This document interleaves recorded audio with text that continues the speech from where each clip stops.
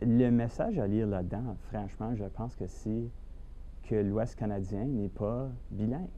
Il n'a pas, c'est un jugement qui nie en grande partie l'historique de cette partie du pays, qui nie les droits linguistiques des Métis et des francophones, et qui dit d'une certaine manière, le bilinguisme se confie à le Manitoba et quelques autres provinces, mais ça n'existe pas. Alors pour moi, la question devient, est-ce que c'est le Canada qui est bilingue ou est-ce que c'est le gouvernement fédéral qui est bilingue? Est-ce que c'est un pays bilingue ou est-ce que c'est un gouvernement qui est bilingue?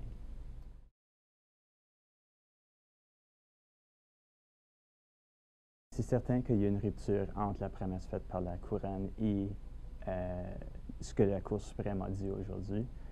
Et on le voit très clairement dans le jugement minoritaire, qui s'est dit plus ou moins complètement à l'opposé du jugement majoritaire. Ce n'était pas un désaccord sur l'application de quelques principes, c'est un désaccord de qu'est-ce qui a été promis.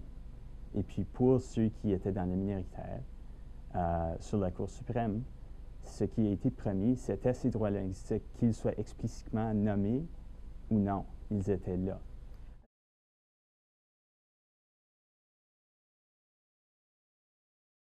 Très nettement, le SFM est déçu sur le jugement de la cause, sur la cause Caron. On le sait très bien ici au Manitoba, qu'est-ce que ça peut vouloir dire, les droits linguistiques, les droits législatifs.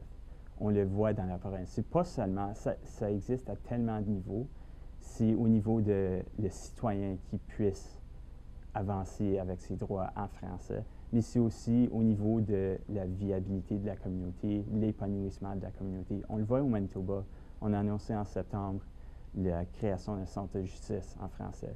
Et puis ça relève directement du fait qu'on a des droits linguistiques et législatifs au Manitoba que, selon la Cour suprême, nos frères et nos sœurs en Saskatchewan puis en Alberta n'auront jamais.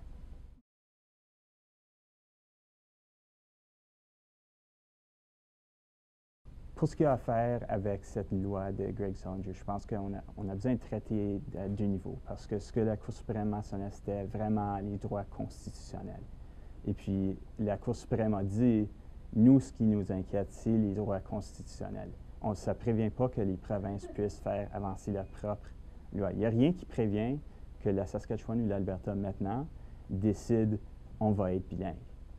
Écoute, on comprend que ce n'est pas ça qui va se passer, fort probablement, mais au niveau provincial, des lois provinciales, la Cour suprême a dit essentiellement on s'en lave les mains. Ce qui se passe aux provinces, c'est aux provinces. Alors, c'est pas pour dire que la loi proposée par le gouvernement du Manitoba est mauvaise du tout. C'est un projet très positif qu'on est très d'abord avec, mais pour ce qui est de ce jugement et les lois provinciales, il y a une distance.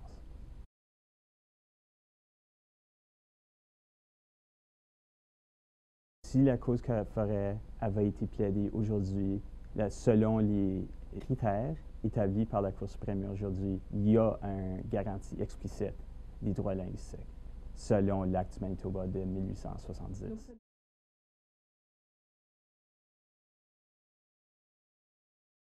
On pourrait leur souhaiter des gouvernements qui veulent avancer de leur propre gré sur les droits linguistiques.